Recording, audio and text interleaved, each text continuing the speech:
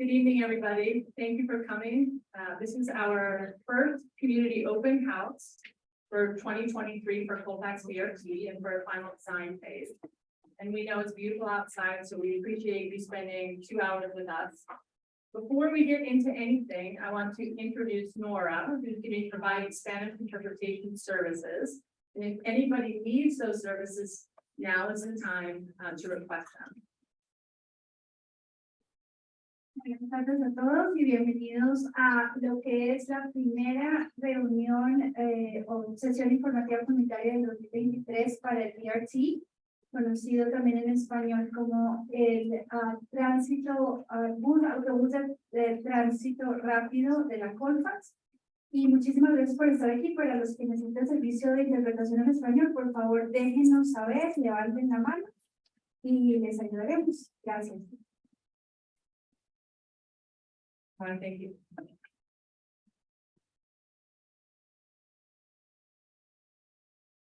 Okay, we're going to work to advance these slides here momentarily, but as we're doing that, I want to just recognize a couple of individuals in the room. So from our DOTI project leadership, so Department of Transportation and Infrastructure, we have David Kretzinger, our transit director for the city. We also have John Stewart here, who's the project director on Colfax BRT, and Brian McLaren here in the back, who's project manager. We also have some folks who are going to be presenting this evening. You will see them as they come up, but Kevin Ashby here is going to be speaking about station design, and Chris will be speaking about streetscape enhancement. And we also have Stephen Reho from DOTI in the room, as well as, this should say, Brendan Picker from Public Arts and Venues. So. And your council person. And we are getting there. Thank you, Councilwoman Sivaka. Yes, we are getting there. If this would work, then we would. If somebody can help me advance the slides, that would be excellent. I also want to recognize that this project would not be possible without the collaboration of our partners. And our partners, many of whom are in the room and who are represented, our council members. Thank you, Councilwoman Sivaka, for attending this evening. I know Councilwoman Sawyer was intending to come, so perhaps we'll see her momentarily. RTD, Colorado Department of Transportation, FTA, Dr. Cobb, the City of Aurora. I know our friends from the City of Aurora are here this evening. The Colfax Business Improvement Districts have been great partners in this effort, as has Denver Water and our equity and accessibility partners, all who have informed the project to date. So thank you. We can move the slide forward. So in terms of the agenda tonight, what we're going to do is provide a project update. Many of you have been involved in this project for years. Many of you are new faces to this project. So we want to make sure that we are level setting and that we are starting from the same basis of information. So we'll spend a little bit of time talking about the fundamentals of the project, where we are in the project. The meat of the project really is focused on some of the kind of developments in design. So where we are in branding, where we are with station design, where we are with streetscape enhancements, where we are with multimodal integration. We know that many people in the room are excited to talk about these topics, that these are of interest. We also know that there are other topics that you all want to talk about. We recognize that. These topics are also of great importance to us, and we want to make sure that we create appropriate time and space to have those conversations in short order, and that we're having those conversations based on data that we all have available to us. So we'll go through that timeline in a few minutes. I also want to acknowledge the format of this evening. So we'll spend about 45 minutes to an hour going through presenting content. We have time at the end of that for a facilitated Q&A, where we'll take some of the questions from the room, and we'll also take some questions from the folks who are joining us online. When we do have that Q&A, we will start in the room. I would ask for a couple of things. One is there are many of you in here. I would ask for constructive and respectful questions, and we're also going to limit the questions for the first go around to 1 minute per person, so that we make sure that we get to as many comments as we possibly can. I'll also note that folks online can submit their questions via Q&A during the presentation, and we'll facilitate that Q&A from the questions when we get to that portion. After that piece of the presentation and the Q&A, will then move into the open forum. So you all see, those of you in the room, there's some really cool content and some people who are standing along the side of the room. That is because they are here to answer your specific detailed questions. Some of you like to have conversations with lots of people in a room. Some of you like to have conversations one-on-one with people who are the experts. We're hoping that that this format provides opportunity to address all of those preferences. Last but not least, I would say we could just go to the next. My job here is to facilitate. So my job is to do two things. One is to make sure that those people who are presenting have the opportunity to present the content and to make sure you all understand the rationale for the content that is presented.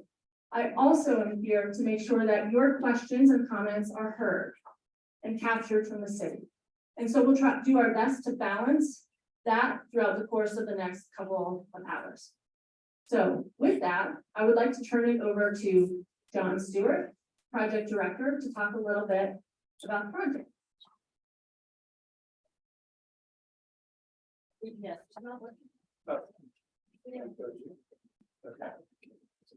Hey everybody, my name is John Stewart. I'm the project director for the East Colfax BRT project. Here to give you an update.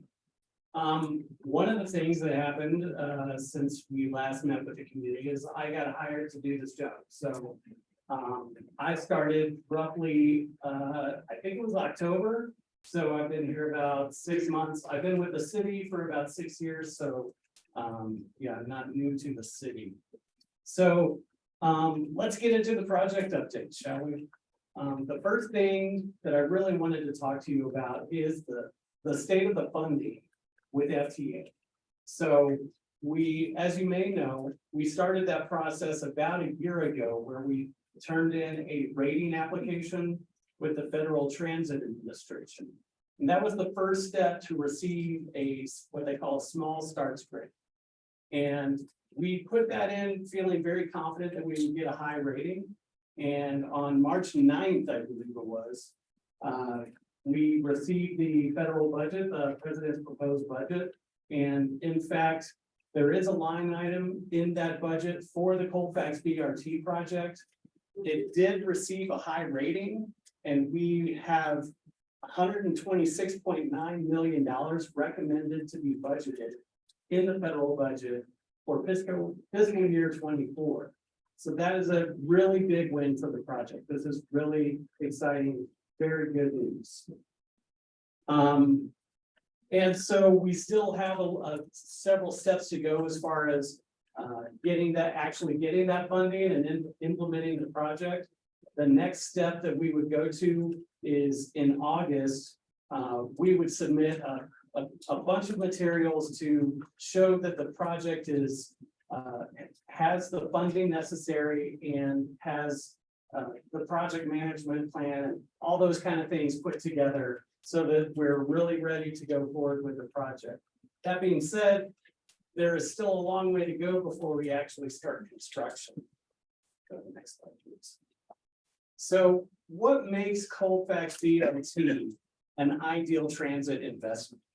It really, it hits all the buttons that would be a good idea for implementing BRT along this corridor. And that's because, first of all, transit has historically defined Colfax Avenue. It used to have a streetcar along there. It's always been a major east-west transportation network. I mean, even as far back as the 1800s, it was the wagon route to get to the mountains when the gold rush occurred. So Colfax has been there for a long time. Also, the current 15 and 15L bus routes have the highest ridership of any RTD route. So this makes a whole lot of sense to start implementing BRT because we can get, if you have a high ridership, there's going to be a lot of people that see benefits with this.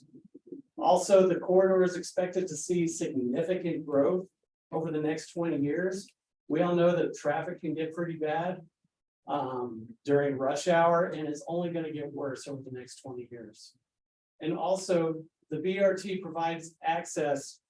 So many people live along Colfax, and so many people go to work by driving along Colfax. So it's a route that would get used. There's a lot of benefit that could happen with the implementation of BRT.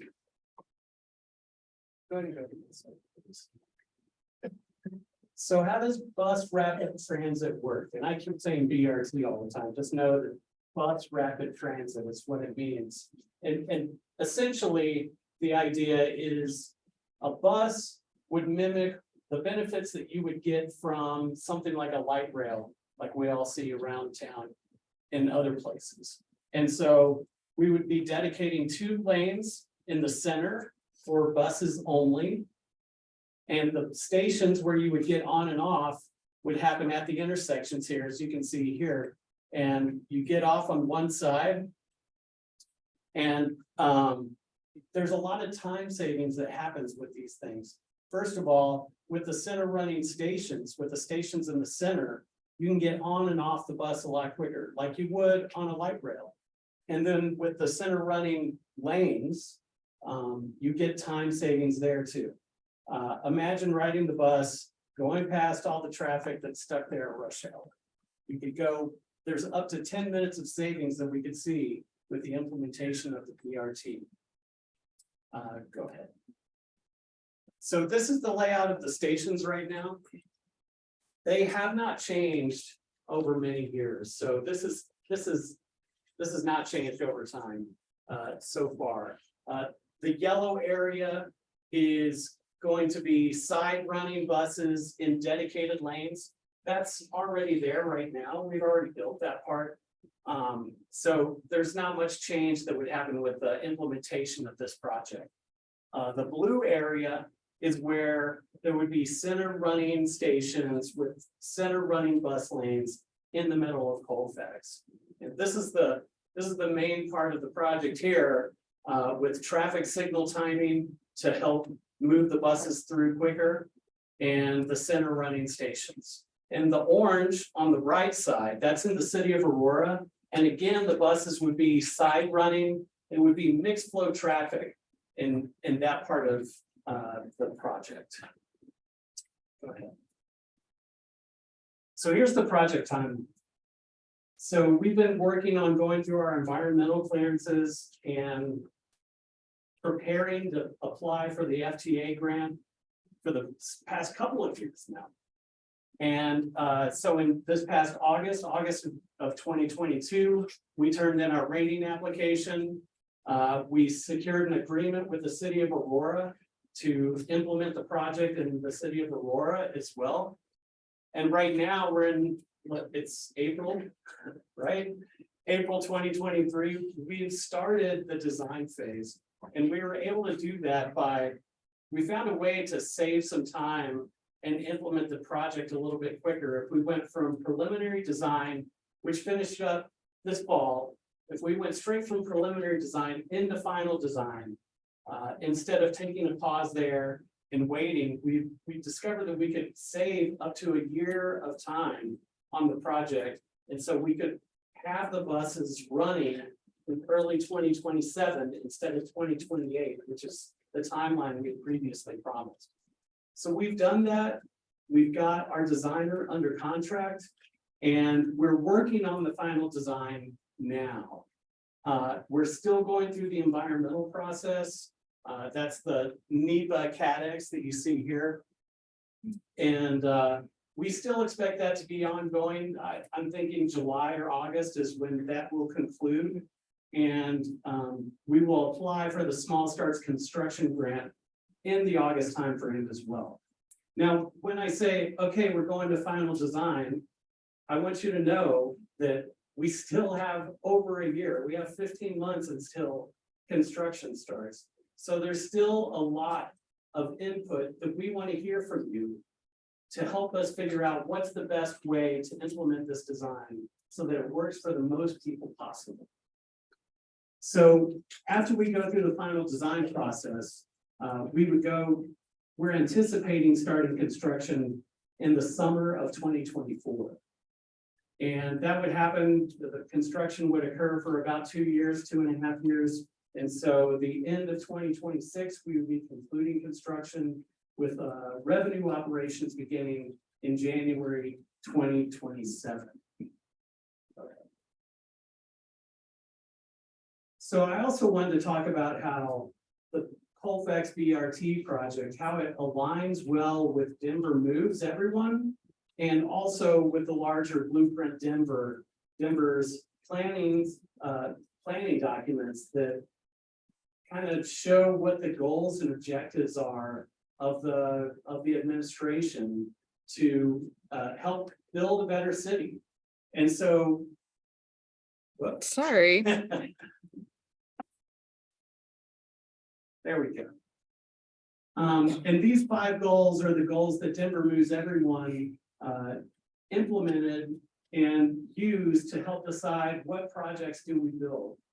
And one thing that we discovered is that Colfax BRT aligns very well with all 5 of these objectives.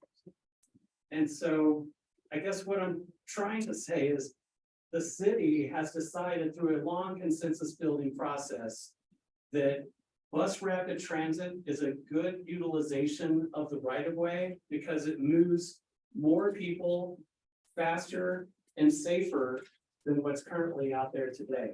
And with looking at it with the knowledge that traffic is going to do nothing but get worse, people are going to do nothing but keep moving here. I think now is the time to invest into bus rapid transit. John, thank you. I also want to acknowledge and thank the folks who have come in the last couple of minutes. I know that chairs are a challenge, so it looks like we are getting some chairs here. And so folks hopefully can get a little bit more comfortable. There's an additional chair up here that has a reserve sign, but we can take that reserve sign off. And we also have one here as well that we can move. So just please feel free to make yourself comfortable and do what you need to do so that you don't have to be standing if you don't wish to. So one thing that I wanted to do quickly before we get into the meat of the discussion is just talk to you a little bit about where we are, so we can go sort of where we are from a content perspective and where we're going. This comes back to my conversation around, many of you are here to discuss a lot of the topics that we have planned. Many of you here have questions about topics that we are not planning to discuss in great detail tonight, but this is where we're going. And so these first 4 bullet points in green, right? Tonight, we're going to talk about the Lynx logo. We're going to talk about refined station streetscape designs. We're going to talk about the plan for 1% for public art and the opportunity to participate in this art selection committee. We're going to talk about alignment with Denver Water and some of the work that they're going to be doing to replace the water main starting this year along Colfax. Where we are going to these last 2 bullets, which means sharing the transportation report findings. So you all may be familiar. That's looking at transit ridership and also volumes, traffic volumes, and some of the countermeasures to address that volume along Colfax. So that's based on modeling that the team has done. We are also going to be talking about the curbside access plan. So that's looking at existing curb space, understanding utilization of that curb space, working with the community to understand your goals and what you want to accomplish with that curb space along Colfax, and then setting forth some recommendations from that analysis and that engagement. And finally, the safety analysis. We know this is top of mind for many of you, as it is the project team.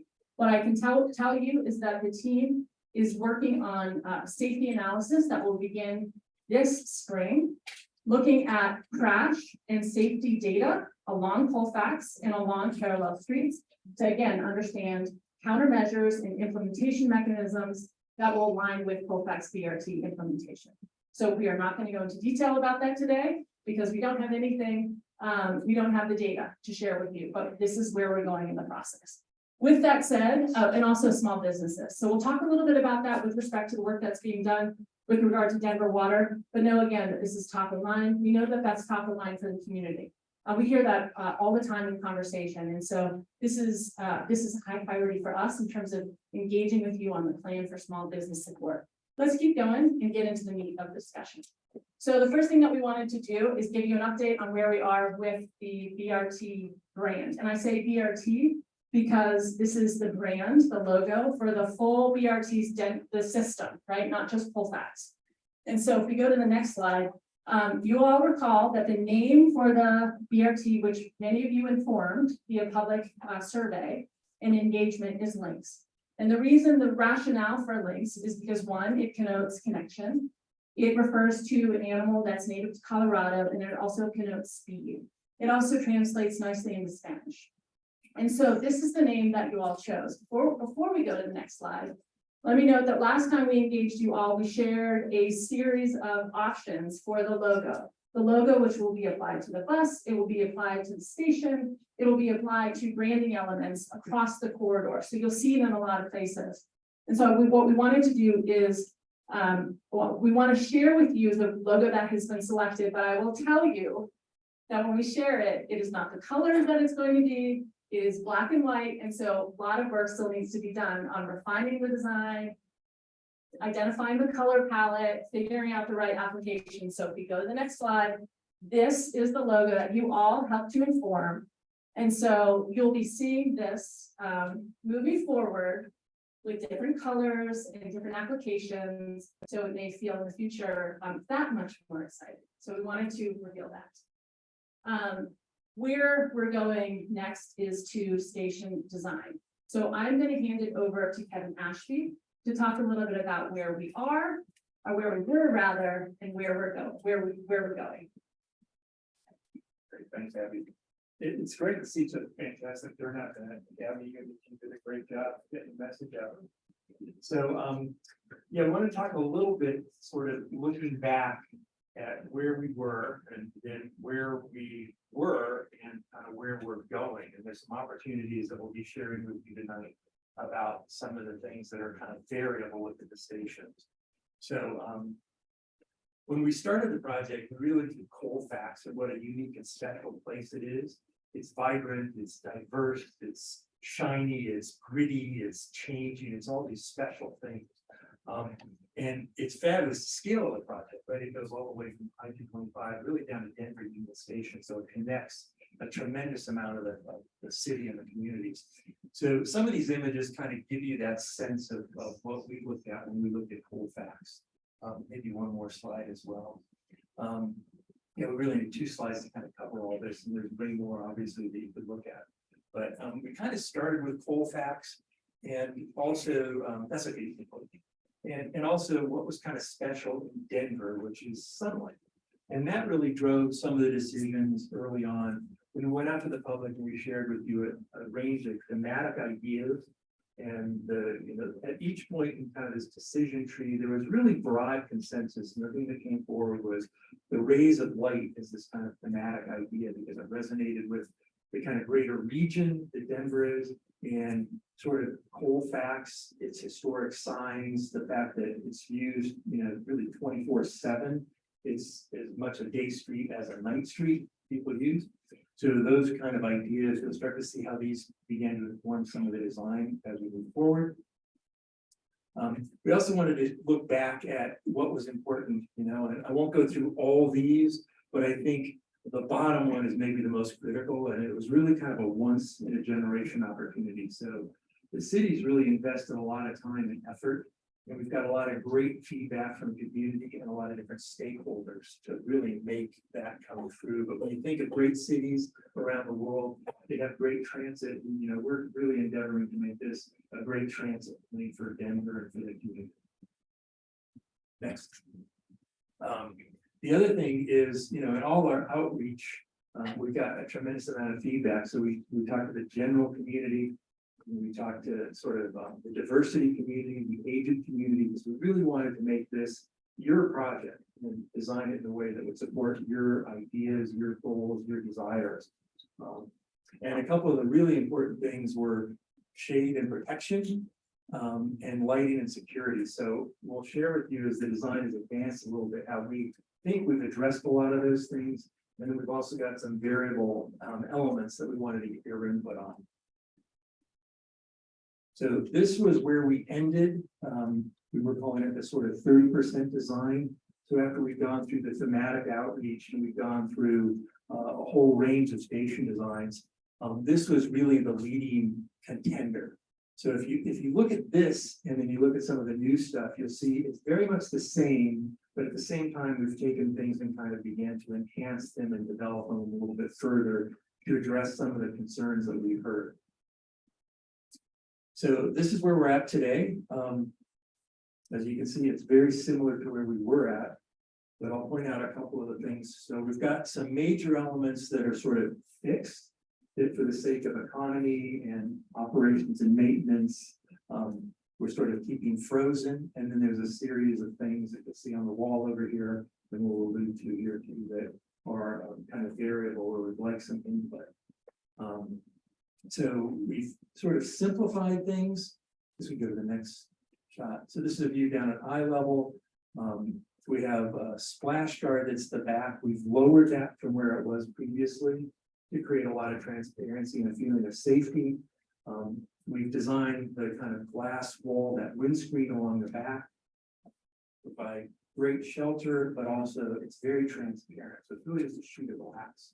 So if you're standing on one side of the street, you can see businesses on the other side. If you're standing on the platform, I think you'll feel safe. You're seen and you're being seen. So those are a couple of important things that we've been advancing. At the same time, if you look at the far end of the station here, we've got perpendicular windscreens. So if you're not under the canopy, you're going to be down there, still sheltered from the wind and rain and things. But so that's kind of where we're at. I guess one more image as well. Or actually, that would copy the branding. Okay. So these are some of the branding ideas right now that Abby just talked about the logo, and we're looking at some ideas of where that logo can be placed and how it might be integrated. And we're looking to really integrate the branding and kind of the architectural elements. So it's, if you look back at that logo, it's angled, kind of sloping, and a lot of the stuff we're looking at is about movement. So it's not just simple vertical lines, but we're kind of things that are leaning and moving through space diagonally. So the upper left image is kind of incorporating it on that splash guard wall at the crosswalk. The upper right image has it kind of integrated in the windscreen where it's a little more visible above traffic and automobiles. And then there's another notion that at the end of the platform, we have some branding elements there. So those are a couple of options that we're studying to incorporate that. Again, these are still pretty, this is kind of the first time we're sharing that with you, so we're looking for feedback, but it's coming together. The canopy progress, one of the things, again, kind of that feeling of openness and transparency. So we originally had kind of a solid canopy, and now we're looking at a transparent canopy that would have a frit on it, which is essentially a ceramic paint. So it'll feel open, but at the same time, it'll have sort of some light and shadow play on the platform. So it'll be interesting as the sun moves and changes during the day, and it'll still provide shelter in terms of shade and things in the summertime, and obviously protect from snow and rain and things in the other seasons. Kind of a close up of that. The little bubbles there on the bottom are just different ideas about what that patterning could be on the canopy. Maybe something that's really special. Again, we're trying to make it unique, build on that idea of motion and movement and light. And then these are some images of the kind of windscreen. There's a couple precedent, that image on the upper right, the notion of keeping this thing very, very clear, very open. And so there's an image of it rendered on the lower left. And the idea is that when you're out there, you're protected from the wind and some of the noise and some of the dirt and things with the traffic around you, but you really feel like you're connected to the communities and the businesses around you. We're right now kind of developing an idea about seating on the platform. So these are still very much in process, but we've been toying with this idea of kind of almost like stools or small benches. So if you're with a friend, you can grab, they wouldn't be movable, but if you're a friend, you can grab a couple, or if you're with your child, you can sit on one of those slightly longer benches. But the idea is there's not a lot of real estate in this location. Of this platform is only about 9.5 feet wide once you take out the windscreen and that splash guard wall. So having sort of a small seating allows more space to kind of stand and move around. And Also gives a little more of a unique character. It doesn't feel like kind of a typical subway stop or bus stop. It might have a little bit, feel a little more unique. So, okay, all right. So we just wanted to, Kevin's gonna keep talking, but we just wanted to take an opportunity for those of you who have your phones available, is to get some very context specific feedback. So again, many of you have been involved in this process, your voices have informed the evolution of this design. We want to know from you, does the refined station design reflect the input that you have provided? Or do you see your input really reflected in that design? So the way we're gonna do this, if you scan that code, and this should work for folks online as well. 1 being does not reflect my input, and 5 being strongly reflects my input. Take a moment and we'll capture some of that feedback. And then we'll keep moving because will be multiple QR codes for you this evening, because we're really looking for your feedback across multiple topics. So take a moment, complete that at your leisure, and we'll keep going. I see some phones still up, so I want to make sure you have a chance to capture that QR code. And if you're not prepared, get that phone ready, because we will have, as I mentioned, more opportunities here forthcoming. All right, I'm going to hand it back to Kevin to talk about where we're going with regard to station design. Thank you. Are we good to keep moving? Yeah. Okay, terrific. So hopefully there were a lot of yeses to that answer, because I think we've tried to address a lot of the concerns where, as I shared with you. We'll find out. So some of the things we wanted to share that we're looking for input on, there are about 5 or 6 things here. The first one was kind of the overall palette for the project. Could it be more of a neutral palette that's demonstrated on the left, or potentially more of kind of a warm tone palette on the right? And these aren't suggesting that these are the materials, they're just meant to kind of indicate the general direction. So it's one of the things we would love to get feedback on. The second item was sort of alternatives for paving on the platform. And so we're showing 2 things on the left, which is kind of a simple palette, one that could be neutral on the top, maybe more warm on the bottom. And then on the right, it's a more detailed option. Again, a little more texture to it, potentially a different material, but a little bit more detailed. So that's another option that we would like to get some feedback on. Then the sort of splash guard wall, this was an item I think that we got a lot of feedback on during the early design process, that there's real potential there. We don't want this to look like a piece of typical infrastructure, right? We don't have to look like a piece of bridge that we put down in the middle of Colfax. So we're looking at some options that will give us a lot of ability for color and texture in that wall. That it could be something simple as shown on the left, or it could be a little bit more articulated as was shown on the right. And then the platform lighting alternatives. There's a couple options here. The top shows kind of the baseline lighting where we're carefully lighting the canopy. And these illustrations are doing a good job.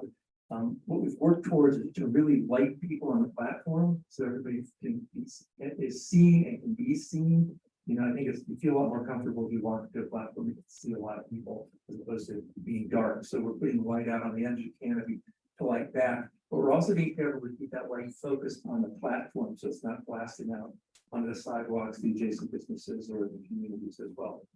Then on the lower option, we've actually kept the same baseline, but this adds a little bit of lighting to the arch. So the arch just kind of glows above it. That major architectural elements, or that common element for the line, and kind of piling that a little bit.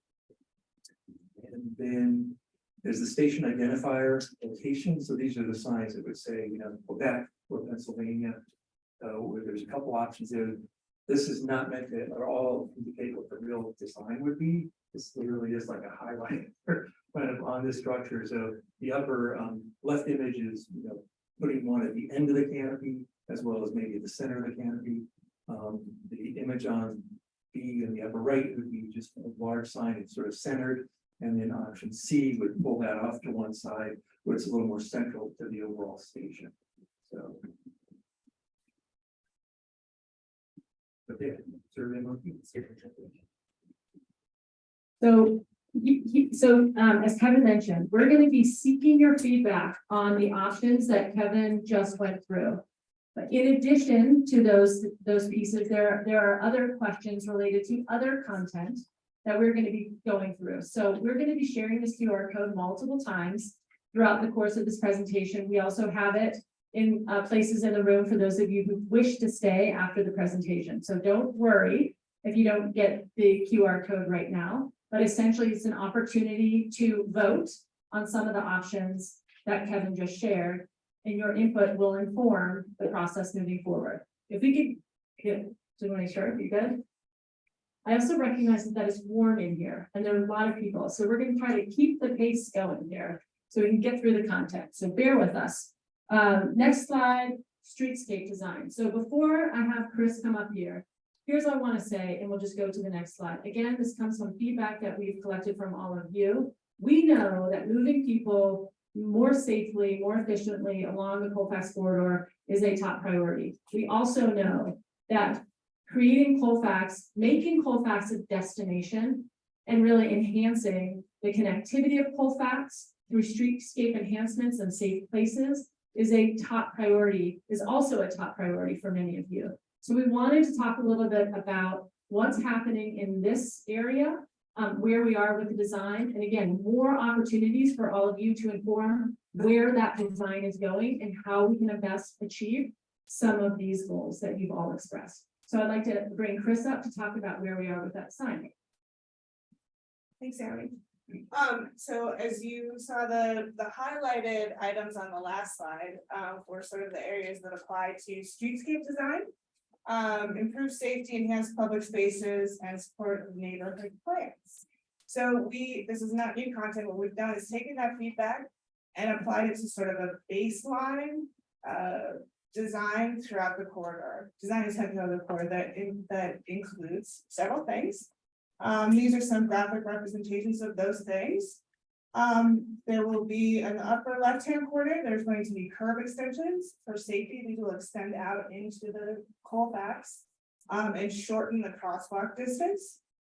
There's also a water quality, a storm drainage improvement element that is a baseline feature, as well as bike racks at the station locations, and potentially enhanced crosswalks. That's another safety issue that we can maybe talk a little bit about more as we get to the survey. So this is sort of a graphic representation of a typical station as far as the streetscape design, and this is the baseline ideas sort of laid on the ground conceptually. And it's kind of hard to see the detail, but we do have a board in the back that you can come and look at more closely, and we can answer questions after. So if you see the stations in the middle, bike racks on the corners, and then where the trees are the stormwater improvement, storm drainage improvements that will include tree plantings, as well as, you know, at a minimum, they'll have tree plantings and then water quality associated with them. So those are the baselines. And the next step we'd like feedback about is, you know, what else would you like to see? So would you like to have more enhanced decorative crosswalks on the corridor? Would you like to see decorative pavers at the street corners? Would you like to see seating areas on the sidewalks? Or would you like to expand the urban tree canopy more? And these are sort of the priorities that we'd like you to think about, like what would you like to see most as another enhancement along the corridor wide? Here's the QR code. All right, do you want to explain this again, Abby, or? Okay, so once again, these are sort of the 4 enhancements that we're looking at. And if you could give us your feedback about which one is top priority in your personal opinion, and then we'll take that feedback and implement that into the future design. Chris, thank you. And I just qualify, I think it's sort of informing the direction of the design, right? And so where we're going to go with that design. We're going to keep going here. Piece that we all haven't talked about, at least for a while, is our plans for multimodal integration. So how are we enhancing those opportunities to go from walking, biking to the BRT, from the BRT back into your communities? And so Stephen Rio is here to talk a little bit about the plans, and those plans as informed, again, through I think years of conversation with the community and where we are and how that relates to Colfax BRT. So Stephen, appreciate you being here. Awesome, thanks for the intro, Abby, and nice to see so many familiar faces. Some folks might remember we had plenty of conversations back when we were doing the MPIs and really hearing a lot about, we're putting out this great BRT, it'll connect folks east to west, but how do we make sure that we're getting them to and from the stations, to and from the businesses, just crossing it where they need to get throughout the community without having this new investment actually having some detrimental effects. So next slide, please. So with that, kind of what we heard and what we've seen in the data is how do people get to stops and stations today? Resoundingly walking, but there are some other modes we need to plan for. And so with that, we've really been thinking about, as I mentioned, how do we make walking easy, knowing there'll be a lot more people trying to access the stations, the corridor, the businesses there. So as we drive up pedestrian activity, how do we make sure that that's safe and easy for folks? Making sure that the transfers between modes is really simple. So if somebody wants to ride their bike to the station and then they need to hop on another bus at the other end of their trip, how do we make those connections easy? Top of mind as I transferred from the 15 here, I'm on my way over. Ensuring those north-south connections are really convenient and accessible for folks, as some parts of the corridor will gain a median in some places to limit some turns and improve safety there, but not wanting to limit access for people who are moving across the corridor. Again, you see that business across the street, you'd like to be able to cross to it as opposed to having to go a couple blocks out of the way to get there. So that's really important. And then again, as the city has a lot of ambitious BRT plans, how do we integrate with those? And so, yeah, I think wanted to call out again, the streetscape improvements. We've heard a lot from folks, don't just fill the extra space with concrete. How can we make it something that's vibrant, usable, interesting for folks? Really important. Wanted to talk about the opportunity to add some hawk signals. So you can see the acronym there, but you may have seen the communities around the city really highlights that people driving should be yielding to folks in that crosswalk. And so have the opportunity to add a handful of those. I'm sure we can chat about that later. With the project team, making sure we have those curb cuts again at the beginnings, adding some so that station access is really easy, whether you're trying to get eastbound, westbound from either side of the street. And then I think wayfinding is the other really key piece of this. Folks today are familiar with the bus stops being on the outside, often far side, as we call it, on the other side of the street from where it's stopping. They'll be in the middle of the street now. How do people transfer from the 24 to the new BRT, things like that? So we've seen that with these advanced kind of BRT designs, that wayfinding becomes that much more important. So you're sending people the safest, convenient route, as opposed to what might be the eye line. And so I think here are a few examples, similar to those design drawings that folks have seen earlier, where it just highlights the elements and where we're considering this. So I think, again, a great example right outside of where we are today, Colfax and York Street. How do we make it easy for somebody to go from this platform to the 24? Similarly, right, these transfers there, we have opportunities for rideshare and pickup and drop off, right? Making sure that folks can easily get dropped off by a loved one, TNCs, whatever mode they're using to access. So I think just the map showing some of the examples that I've been talking about. Thank you so much. Stephen, thank you. And for those who plan to stay, I just want to acknowledge on the roll plots in the back of the room, some of those multimodal, the plans are articulated on those roll plots. So you can get up close with a lot of those elements. One more key content piece we want to cover this evening. Public art. Public art is a huge opportunity as part of this project. And so we've invited Brendan and his team back to talk a little bit, just remind you of the process. And then also the opportunities for some of you to get involved. So Brendan, if you could take the mic and talk through that, please. Thanks, Abby. Thanks everybody for being here. Again, my name is Brendan Baker. I'm here with my colleague Megan Duffner, and we're happy to answer questions after the presentation. So this is our estimated budget for public art for this project, this corridor project. It's roughly 1.5 million, and we'll definitely get a hard number eventually, which will be 1% of the total construction for the project. I'll let you all know that we are allowed by ordinance to spend this funding within a mile radius of the project, so we could potentially spend some of this funding a mile north or south of Colfax. Just keeping in mind that these stations and this corridor is already really tight, so trying to fit public art in the stations or in this new streetscape could be difficult when you think about accessibility and safety. Our timeline, we're hoping to have a public art selection by the end of this year. So our program goals are site-specific and unique artworks that are built for the project. The artwork should speak to the location, the people who use the facilities, a time and place in history.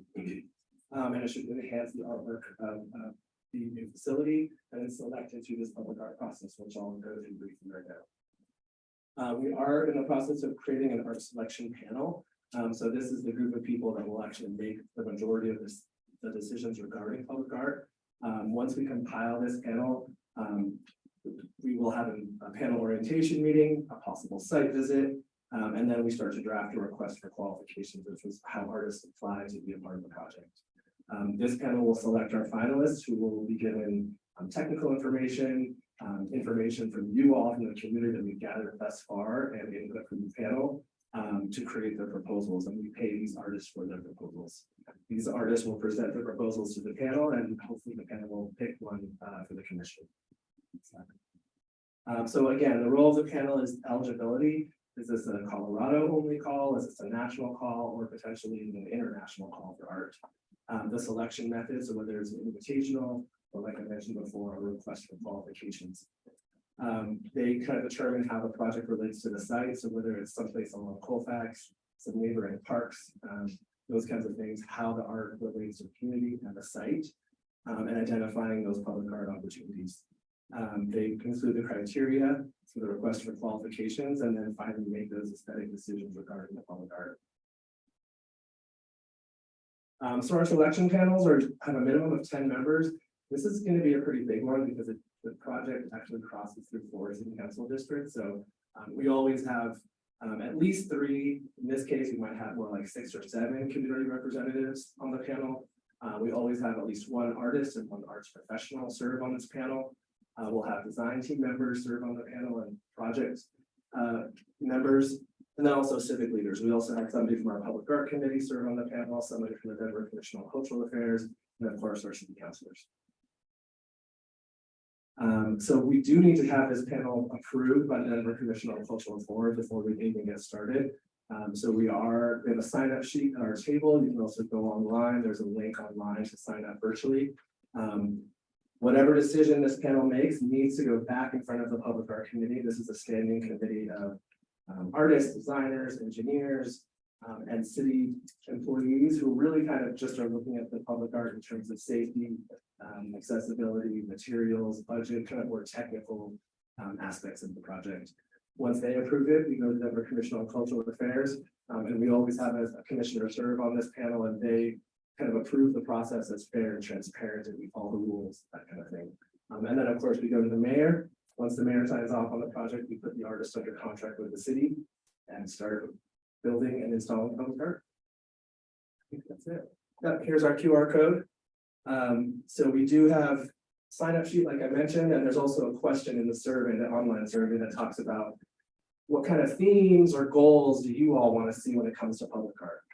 I will also mention that please sign up, but one of our goals as part of Arts and Venues is equity, diversity, and inclusion. So we need to ensure that at least 50% of our art selection panels are people who represent underrepresented communities here in Denver. So we take a really hard look at our demographic surveys and make sure that we're meeting those goals.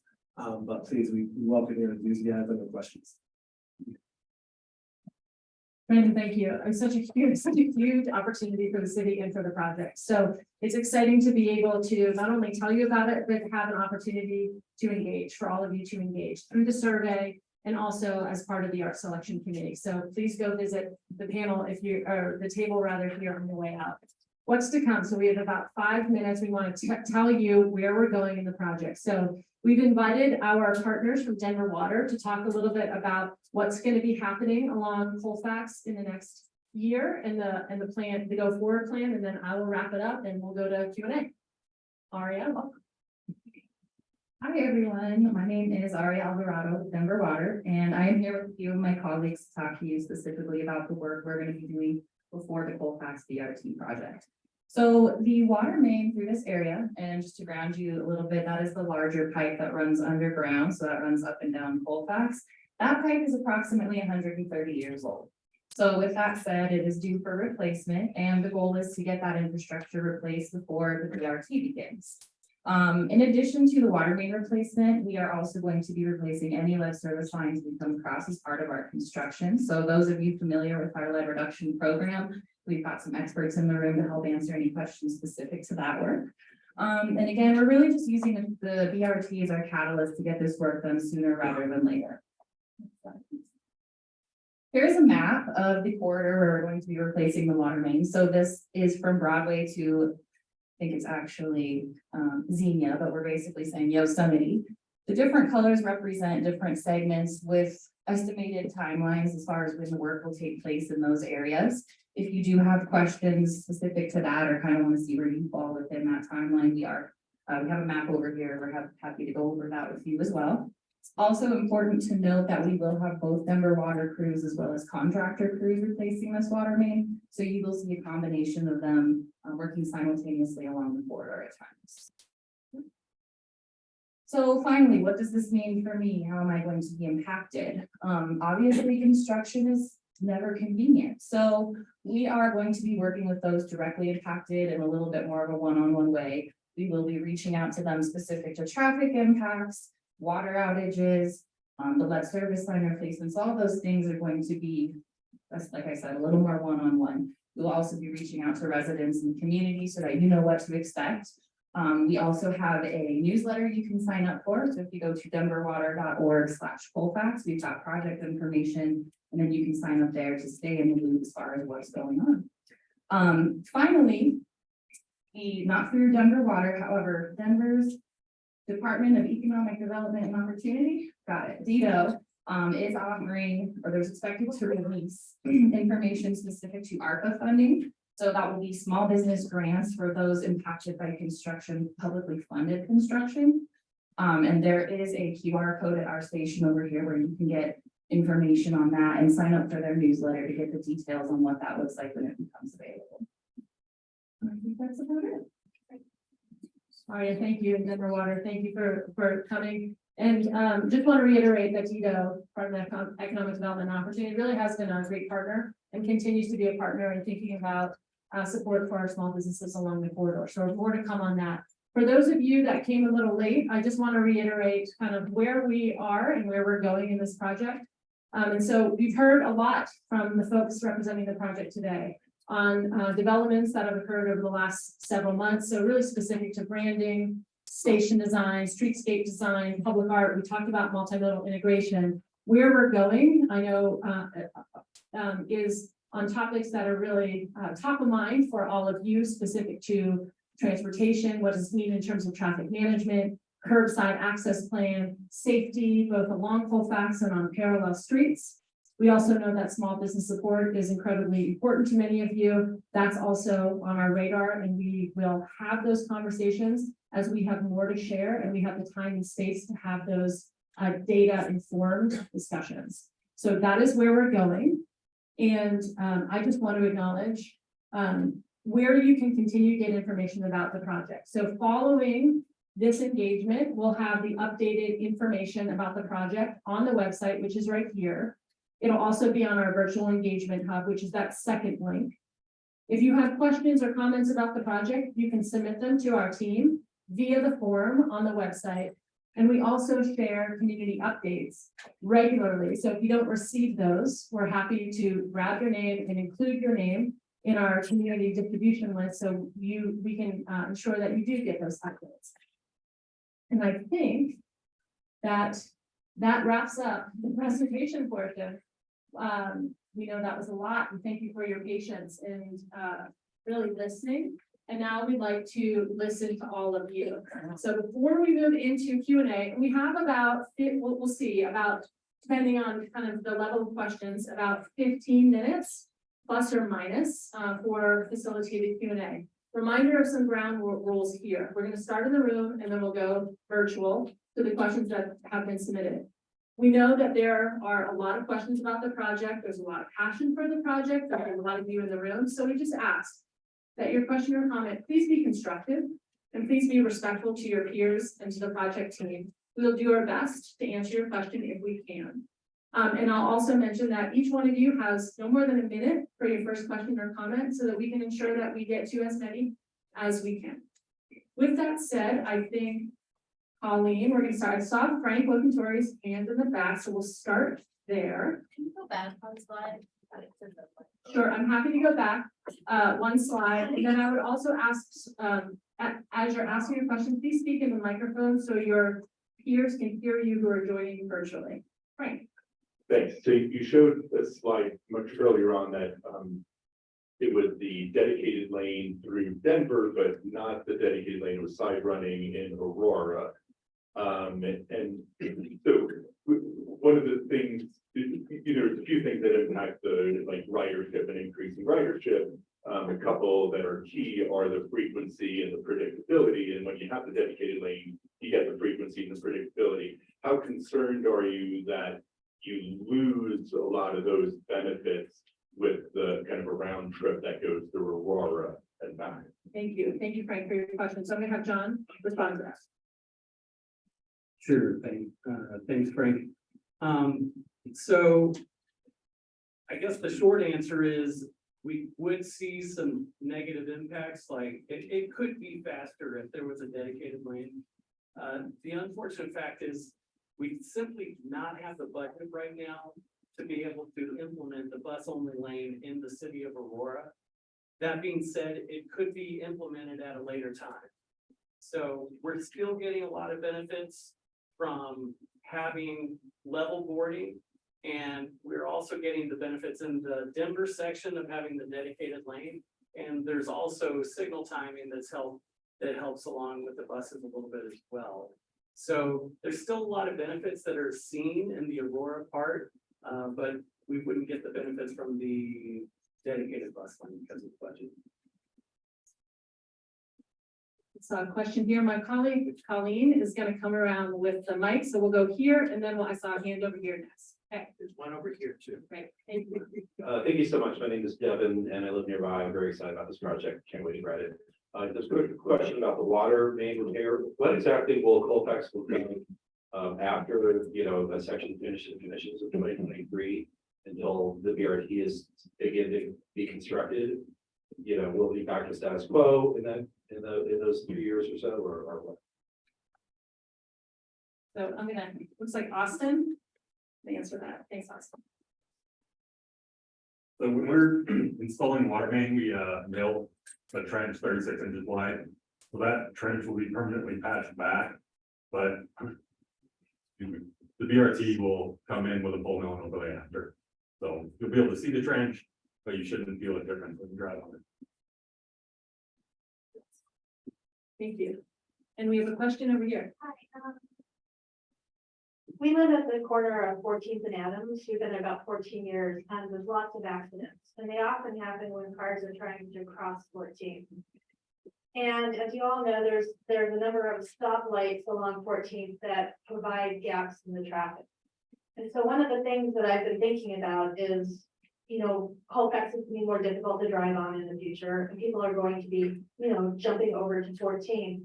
And I guess one of my worries is they could potentially be jumping over to 14th between where there are these gaps that are built in by the stoplights.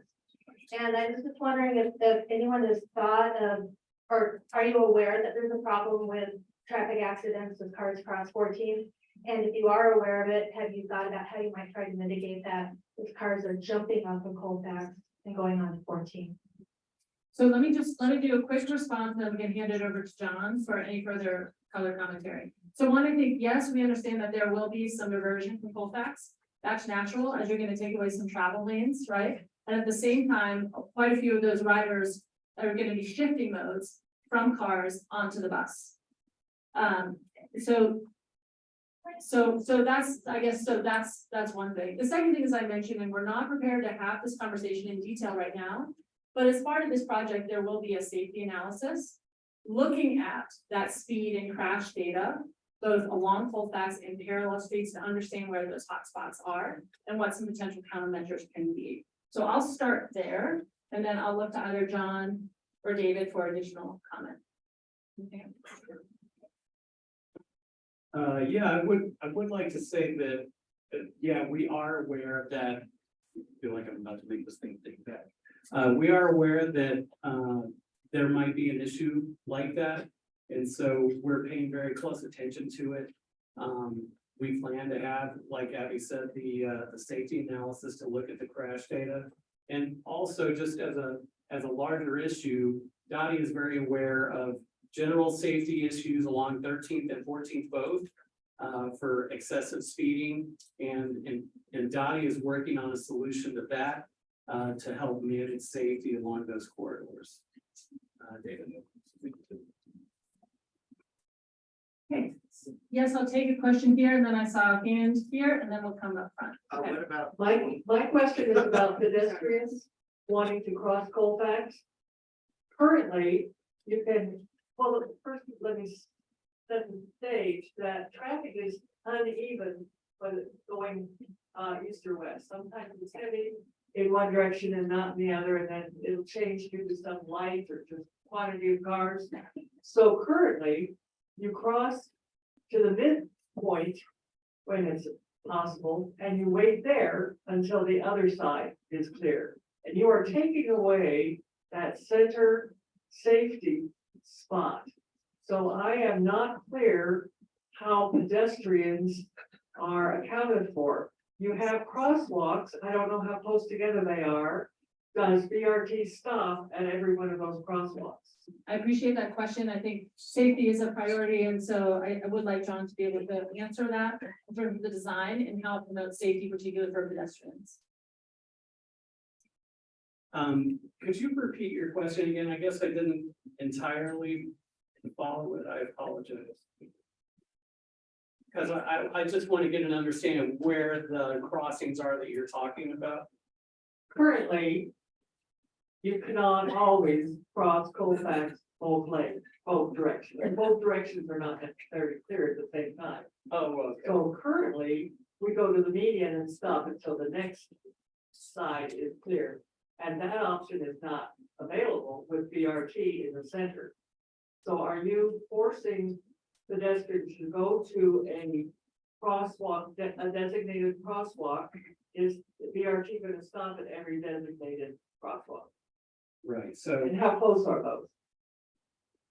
So there's a crosswalk at every stop at the intersections.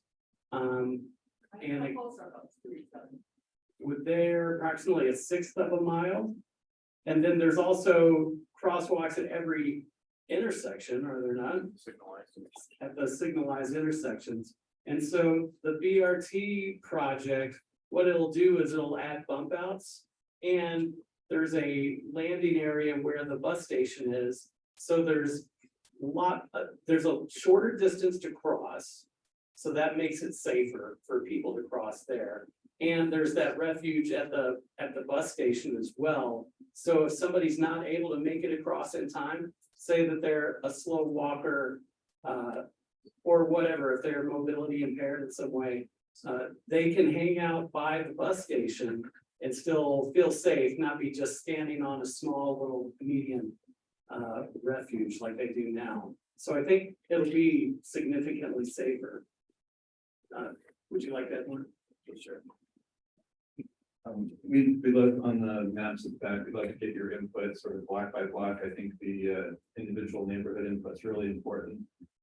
We've had feedback both ways. Some people want some of the existing medians removed, so there's more sidewalk space on the sides. Some people prefer the medians to stay. So I think really the sort of block by block information that you guys can provide would be really helpful. Thank you. Thank you. So let me take a couple more questions in the room. Miles, apologies, I skipped over you, so I'm going to take your question. And then there was one in the back. I think. All right, and then one up here. All right, and then we'll go online, and then you'll be the first after that. Okay? Yes, Miles. Okay, thank you. Yes. So my name is Miles Penguin. I live in Congress Park, and I've been part of the stakeholder group. I think you said 15 years, so I guess I've been involved for 15 years. And we just had a stakeholder meeting last week. And what I had brought up at that meeting, and I had been bringing up since last year, was we're not talking about traffic. The bus rapid transit is 2 exclusive bus lanes, which means means anytime you hit Colfax, you gotta make a right turn, period. Only at the new lights will you be able to cross the BRT. And this is a nuts and bolts transportation program, so we need to talk about the traffic. If we can't talk about the traffic, which you haven't done up to this point, you don't have a plan. Because I need to understand, for me to give you input, I need to understand what's happening on the traffic. So in Congress Park, there'll be one left turn on Adams at the Bluebird. That will be one left turn, one of just a few to get into Congress Park. So all the focused traffic making a left turn will be on Adams. Now, what happens when Adams gets backed up? Will there now be a traffic light on Adams and 14? So we've got some discussions, and you guys have talked about it. You said you don't have the traffic reports. Well, if you don't have the traffic reports and you can't talk to us about traffic, we can't give you input, and you don't really have a plan. You've been talking about the BRT, the logo, everything else, lots of input, lots of good input. You're letting people do QR codes and give you input. We're not talking about traffic. To understand what's happening, we need to talk about the traffic, what's happening on 14. What are gonna be the mitigations for those few streets that have all the left turns and back up onto Colfax or back up into the neighborhood? We need to talk about that. Yes.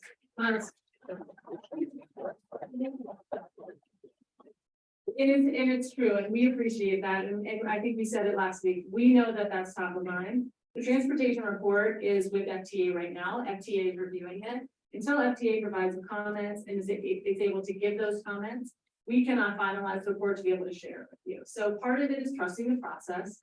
And also is part of it is creating the space so that we can all have a data informed discussion, which we know you all want, as do we. And so we just creating that space and trusting that process is just part of it, Miles. So we're gonna keep going. I think we've acknowledged and heard you and have noted it as part of this discussion.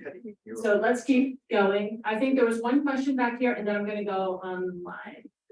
Yes, sir. Yes, yes.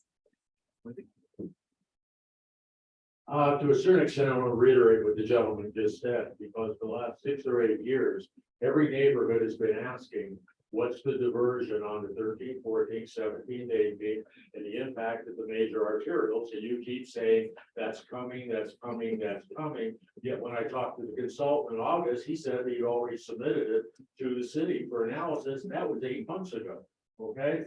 So the neighbors want to see this. We also show on your schedule, you're getting ready to submit the environmental analysis. There has been no outreach to any of the neighborhoods on the environmental analysis. We would also like to know when you're going to post the submittal you made to the federal government on your website, so that we can review it and check the veracity of what was sent to the federal government to get your obligated funding. Yeah, good comment and appreciate that. And I would like John to be able to speak to the environmental analysis and the plan to be able to share some of that information. Sure. So the environmental analysis is ongoing. Is there something specific with the environmental analysis that you're looking for, or you just want the whole thing? The whole thing, right? Yeah. Impact is, that's the whole idea of an environmental analysis. What's Right. the impact on the surrounding area? And it's not just on Colfax. It goes out to the entire range. It goes through the neighborhoods. Right. So it sounds like what you're talking about is you want to understand what the traffic is doing. And so did I hear that correctly? Yes, okay. So the traffic report is with the FTA. We don't have it, we gave it to the FTA. When they are done with the comment period, we're gonna give it to you. I want to give you the traffic reports, okay? I promise. And it will be given to you when FTA is done reviewing. Now, that being said, I don't know when, it's the FTA, so I wish I could still get something better. No, I mean, we were expecting to have our environmental analysis done in July or August. And so it's gotta be before then. And at that point, the entire environmental review, everything that's in there will be available for public review. But we are going to release the traffic report as soon as we get the comments from that. So that will be done. Now, I know that you're very concerned about what's in the traffic report. And I can say that generally speaking, there is less traffic volume on Colfax after the BRT is implemented. Now, where does that traffic go? Exactly. So the thing is when we talk to everybody over here with Blueprint Denver, with Denver Moves Everyone, the city over a period of years said that they wanted to reprioritize how the right of way is utilized. And so we are enacting that. We were told by the people of Denver that this is what the people of Denver wanted. Now, is everybody happy? I understand we can't make everybody happy, but we do things by consensus here in Denver, and this is being done by consensus as well. And when the traffic report is ready, I promise I'm gonna send it out to you. Thank you. I'm gonna ask Emma, my colleague, and see if there's any few questions online. And then we'll come to you and then to you, okay? Back in the room.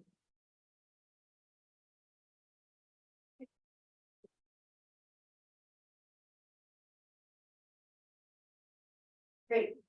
I just want to acknowledge all of the great comments we've gotten online and all of the great questions. It's really, really thoughtful. And just say that if we do not get to your question online, it will be noted for the record and passed on to the project team. So thank you all for that. A couple key questions around station design. So Kevin, this may be directed to you. One, is there an opportunity to incorporate public art within the station architecture? And then two, is the station design consistent across all the corridors, or will stations be different in different areas? Okay. The answer to the first question is yes, and we've been talking to the arts group about that. We introduced the design to them 3 or 4 months ago and started some of that discussion. So that's definitely an option. And then I think at this point in time, there's the general design for the corridor is leaning toward being consistent. And that has a lot to do with both first cost and operation and maintenance. So if things do get broken or break over time, the people who are in charge of operations have it's much easier to maintain those things if they're consistent across the corridor.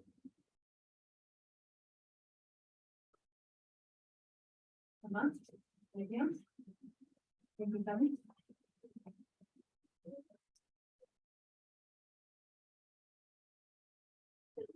Great. Now we're good. One related to multimodal integration. What is the kind of the plan or the thinking around specifically cyclists and bikers? What's the plan to kind of ensure their safety along Colfax and in transit to the BRT station?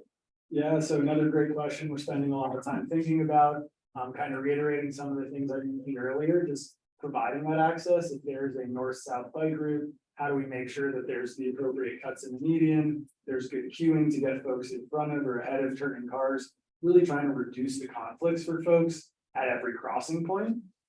We've done a lot of work thinking about those parallel corridors and how do we keep bikes moving there for their more throughput, but then having good connections to the stations, the businesses, the places they're wanting to access. So I think those are some of the main elements in how we're thinking about that.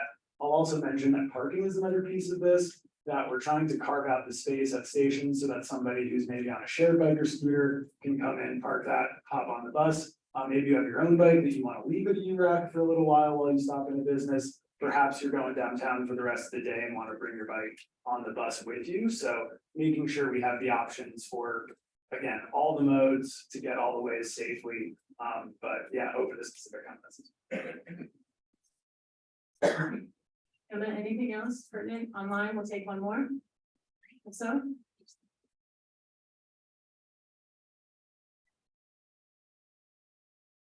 Okay, here's what we'll do is we'll take some from in the room and then we'll come back online just because we seem to be having some challenges with the mic.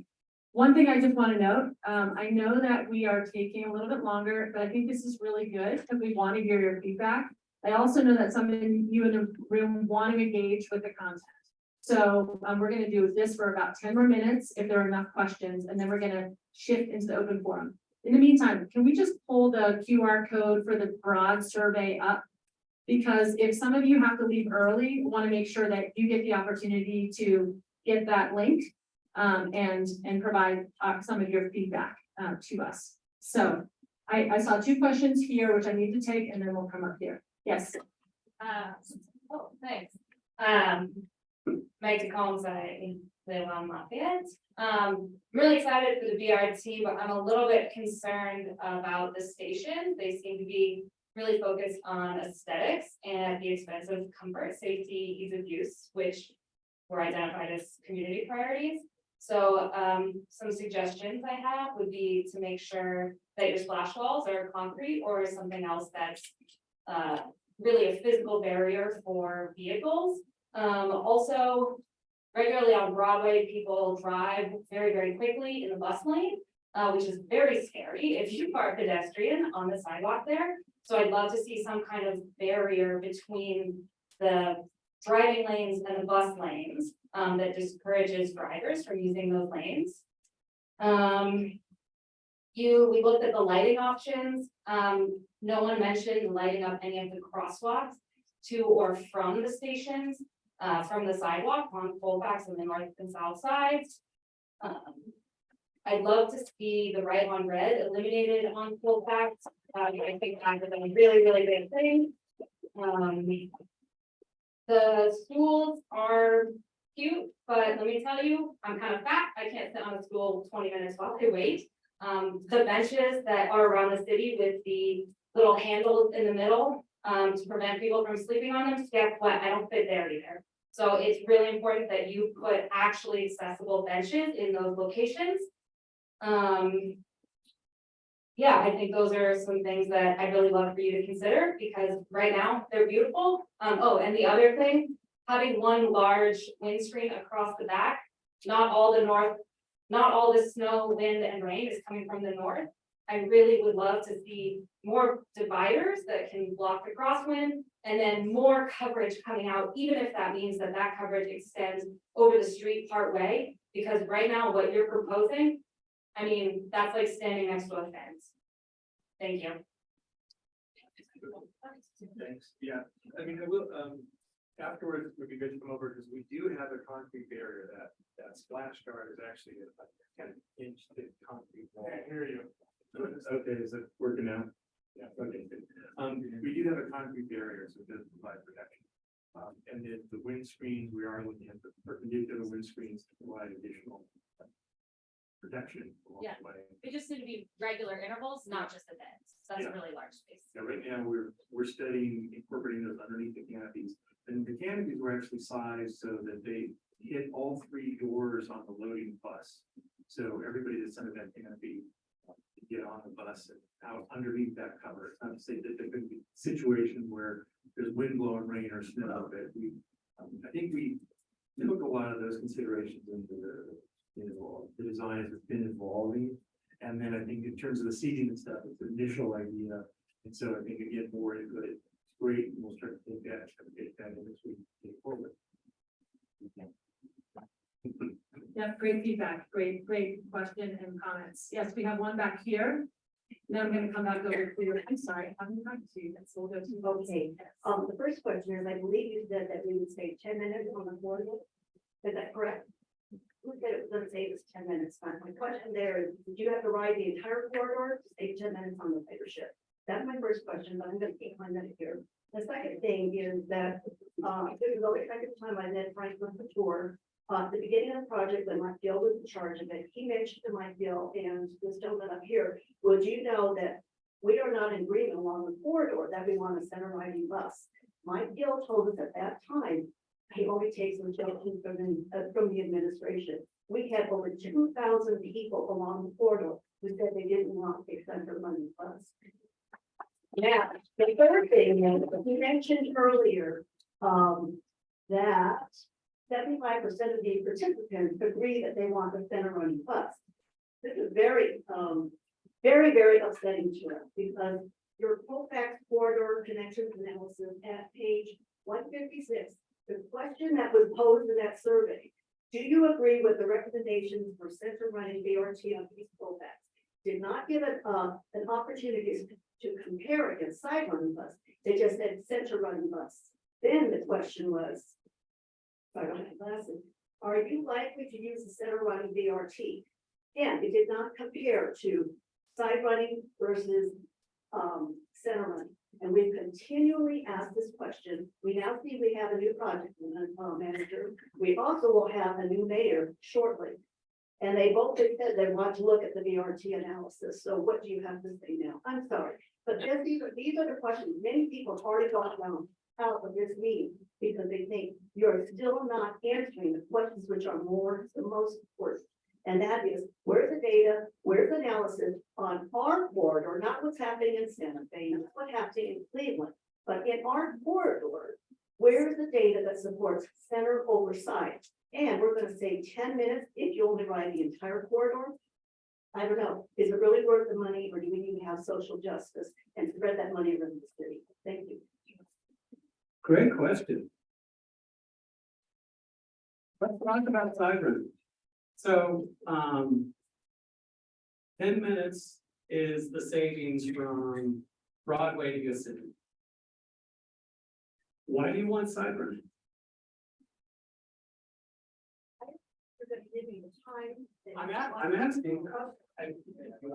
We're gonna be here for a long time because we have a lot of concerns from the community. If you really want to hear them, we have a lot of concerns. Let's talk about safety. This woman was talking, she was saying maybe concrete or something. I'm thinking as a female, how am I gonna get out of that center if there's a safety issue? Okay. We have now, RTD is now saying preliminarily, they're gonna not get rid, or I don't know what the correct word is, but if you do not deboard the bus, you may remain. There's a lot of reasons why RTD has taken that position, but as a female, I would be very concerned about that policy and how they're gonna do it, but we have a lot of crime, we have decrease, we received that during the summer, when you had free RTD bus passes, you only had about 15,000 people riding the bus on Colfax. That's down from 22,000. So now you tell us you're gonna increase 7,600 passengers by 2035, which is only a few thousand beyond the 22,000 pre-pandemic.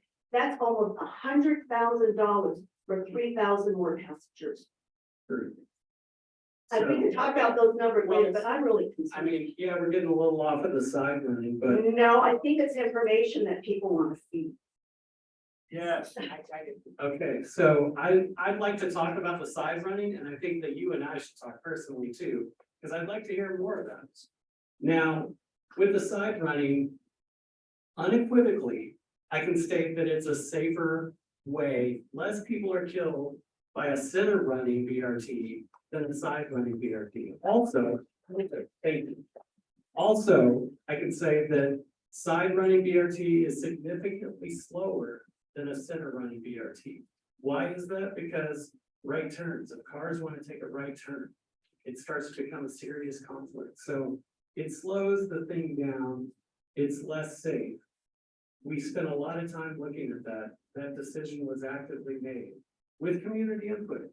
I know that you disagree, and we should have a real conversation about that.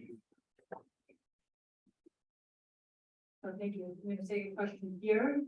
How are we doing? Check in the room. Want to keep talking? Okay, there are some questions. Okay, and I just need to be respectful of everybody's time and also the questions in the room. So Lauren, if I want to take your question, and then we'll take another one from this side. Hello, everyone. I'm Lauren. I live in the Capitol Hill neighborhood. So I'm very excited about this project. One question I did have, kind of going back to the bike structure around the stations. Are we going to have any facilities similar to the lockers essentially at the major light rail stations that would be more secure than the kind of open reverse view parking that is traditionally along Colfax? Yeah, and so I think that's a great question. If there are more, bike locker opportunities. And so right now, we're really making sure we carve out the space for whatever type of parking people prefer. So I think similarly, let us know, let's document those comments on where it should be, maybe how we space that across the corridor, because we have had this thought of, we need to provide some places for the shared line of lift bikes. We need to provide some places for somebody to quickly lock up their bike at a coffee shop, in addition to some more secure options for all the time. So right now, it's all on the table and we have to hear.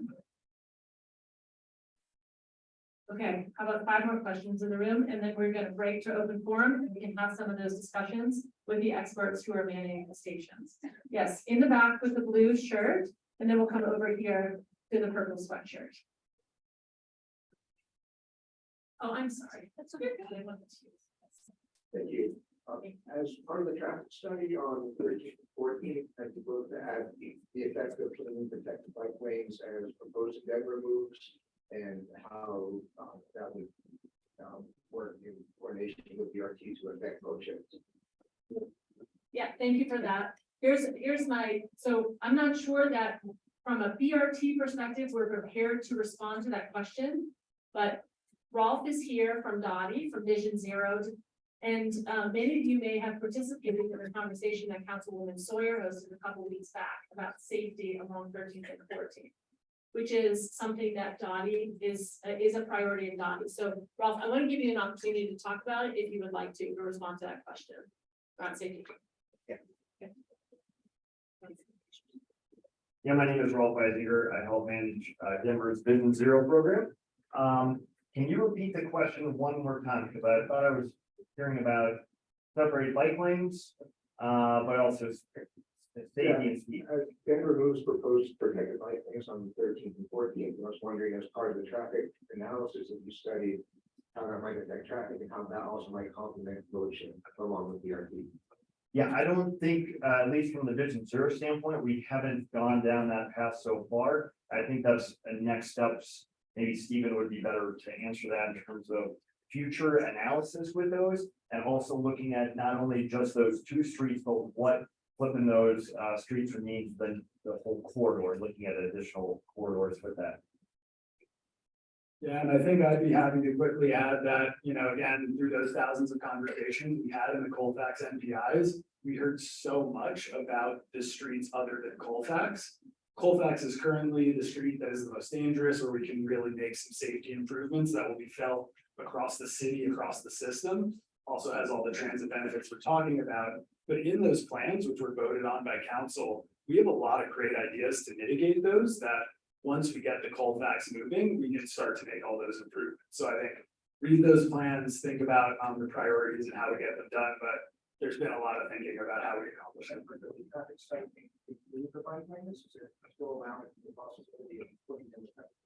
You know what? Yeah. You know, it's typical. I'm gonna ask you to hold that question. If you can follow up with Stephen in the open forum, that would be great. So here, and then we'll take 2 more. So purple sweatshirt, please. Hi there, Laura. I would like to know, are there plans to have like a digital readout at these stations for arrival times? Not scheduled times, actual arrival times of the next bus, because every minute counts. And if you know that the next actual bus that's coming is going to be there actually in 2 minutes, and not 20 minutes, then you don't have to waste time waiting, and maybe can get on a little rental scooter or even get an Uber if you really need it to get to work or whatever very, very quickly. Thank you. Great question. Who would like to field that question? David? So we are considering the real-time information that is available now on your phone. You can, there's a little number on the side of the bus stop. And if you put that into RT's app, you can get real-time information right now. We are also looking at least, we're looking at that option and how many stations will be able to implement that, but not decided yet. Thanks. I will know that the plan is for the buses to come every 4.3 minutes, so hopefully that helps eliminate some of the uncertainty there. Yes, in front of this. Oh, okay, hi, my name's Anastasia. I just, for the design, I just wondered, and you don't have to answer it, just, but did you consider pigeon infestation in your design? And also, could you, some of the materials you showed with the walls going in, out, like tagging is gonna be super problematic. Cleaning or whatever, some materials, paint, whatever, just two things Yes. that, oh, right, that's next. The other thing is, all winter, there was stacks of snow this high across the whole entire corridor of Colfax. You couldn't park because you couldn't even open the passenger door to get out. Has that been considered? Is that gonna be stepped up? Because it's a problem. Where's that snow gonna go? It's just gonna be piled up on the sidewalks and you're trying to get across. That seems like super problematic. And then also wondering how much parking, street parking is gonna be eliminated once that started putting in place. Okay, I can comment on the station. So we have been considering operation of maintenance, it's a huge rise. So some of the earlier designs, for example, probably were some of the other earlier designs are probably less pigeon proof. I think we're working towards something that's fairly clean and will be, difficult for pigeons to hit. As far as tagging goes, I think we'll be looking at sort of anti-graffiti coatings on the walls and things. It's not to say we can't get hit. I was thinking we should actually put a space up as part of the art program to invite Banksy to come and tag some of these spaces. And then, what was the other station question? I think that was the last two, that was So- snow removal Oh, and street. And on the platform, it's like snow platform on the platform. What we're actually considering right now is doing a heated platform. So it's got some real benefits. It's looking like it might be cost effective. We're still evaluating that. But essentially when snow hits, it melts. So it means it's much more accessible and probably long-term maintenance is improved too, because you don't have people out there hitting the walls, hitting the arch, hitting the other things. So it provides longevity for the platform. Yeah, okay. Yeah, I would also like to say with regards to the snow. We are thinking about additional snow storage around by the stations, not on the station itself, but adjacent to it. But that's all, because Colfax is tight, so it's pretty packed that whole right away, but we are looking at it around the stations. Because it was blocking crosswalks. Yeah. Couldn't even cross the street because it was like a pile of snow 2 feet Yeah. high with the ice. Okay. Yeah, so we're hoping to have mitigation plans for applications. And we're trying to make it better, can't afford to fix everything, unfortunately. Now, with regards to parking, I think it's pretty intuitive to understand that there's less in the final configuration than there is currently. I'm not gonna sugarcoat it, that is true. Now, we are doing a parking and access study that's still ongoing. They're collecting data basically right now. So that data collection is happening right now where they're looking how it's currently being utilized. And then the traffic engineer is gonna overlay that on the future configuration and help to understand ways to mitigate the reduction in parking that will occur with the implementation of the BRT, which is being done because Denver voters told us they want to reprioritize how the right of way is utilized. I'll just note that some of that high level parking analysis, the insights from the high level parking analysis were part of the last presentation, are on our website. And so if you're looking for specific information about the number of parking spaces that will be eliminated as part of the project, that is on the website. So trying to read the room here. If you need to leave, please feel free to do that. And we'll keep going for a few minutes as long as there's energy to do so. So, okay, where to go? I think you had a question here on the side, and then we'll go to you here. And then Emma, I do want to give opportunity for folks online to address some of the questions online. So we'll take 2 more questions here. We'll go online, and then we'll just see where we're at. Go ahead. Thank you. I'm hoping to reduce the point of ambiguity.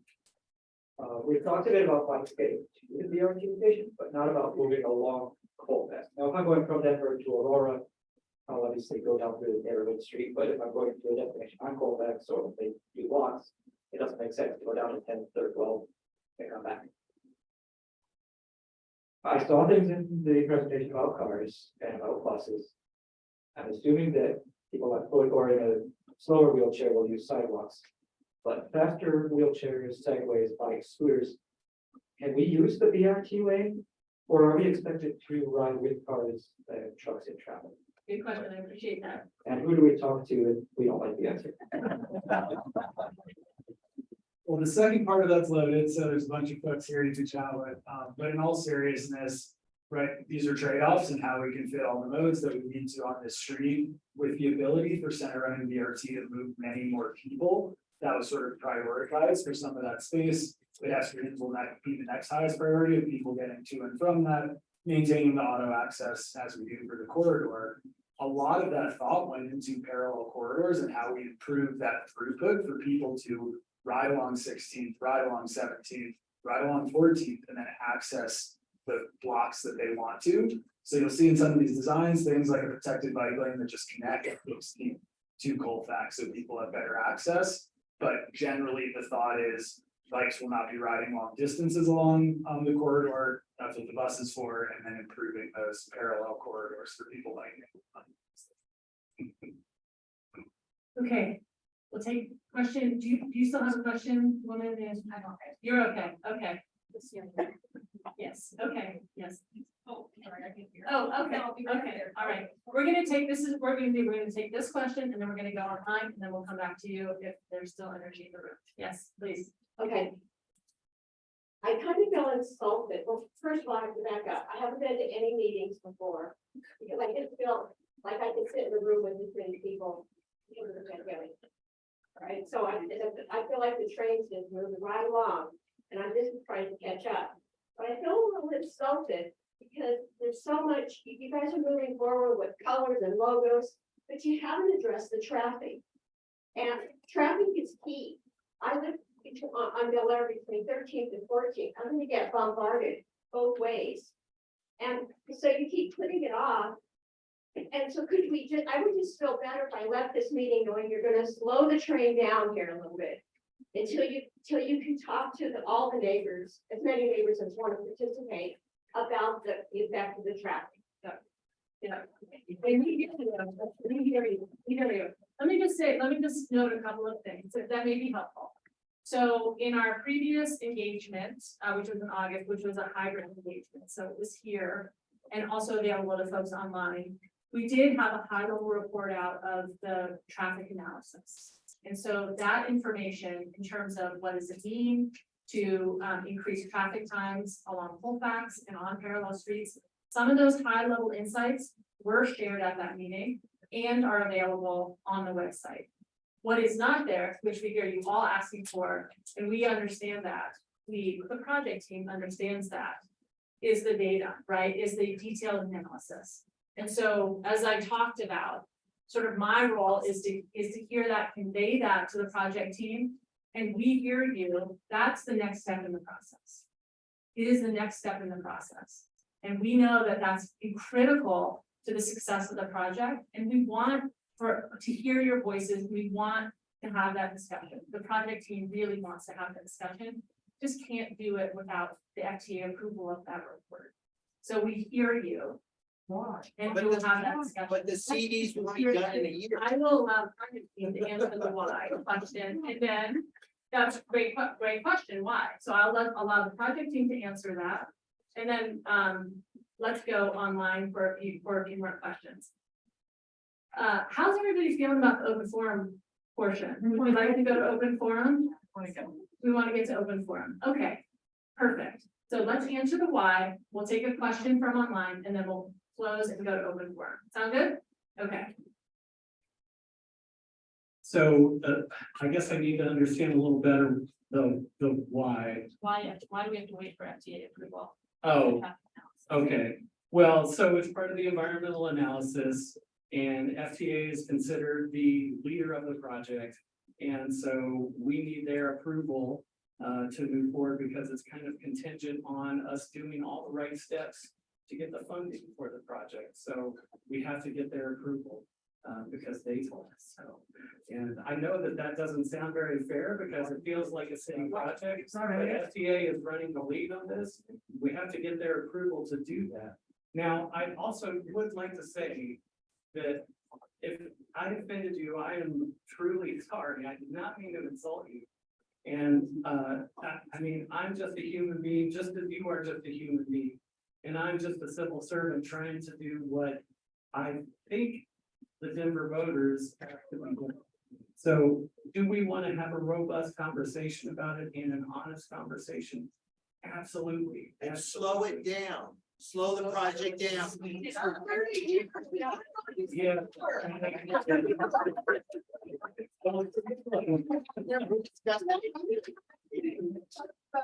I appreciate that comment, so I wanted just to get, just a reflection, something that we have heard as a project team is, can we get this thing done already, right? So there's other first time. A lot of like, we just project come to fruition, and we hear both sides, right? And both sides are really important, we hear both sides. So let me take a question from online, and then I will respectfully stop this, not stop, I will respectfully channel this conversation into the open forum. Okay, Emma, please. Thanks, Abby, and thank you again for everyone who has hung in there virtually. We've gotten a lot of great questions. This may be one for David. Taylor asked, I'm a student at MSU Denver. While this is amazing, it falls short of getting me to campus. Is there a timeline for when BRT will be expanded left? Okay, good question. So, we do get, the question about connections to Auraria and, there are multiple ways to get to the Auraria campus. You can ride downtown and then be able to walk a couple of blocks across Spear. You can also transfer to Civic Center Station and to the 16 if you're going to the sort of southern part of campus. So there's multiple ways to get there. We recognize and hear the comments from West Colfax Neighborhood Association that they like the connection on over to Federal Boulevard. We have coordinated with our CDOT partners who are taking up the Federal Boulevard bus rapid transit study, and we'll be looking at that again as a connection from Federal Boulevard to downtown and into the campus. Thank you.